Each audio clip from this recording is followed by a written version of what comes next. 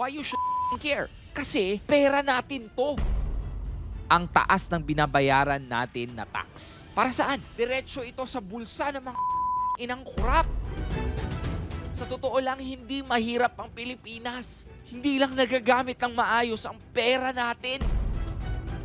Okay lang sanang magbayad ng tax, okay lang magbigay ng malaki. Pero sana maramdaman naman sana natin. Habang binabaha ang mga bahay ng ordinaryong Pilipino, maraming namamatay sa bawat baha at bagyo na nangyayari sa Pilipinas.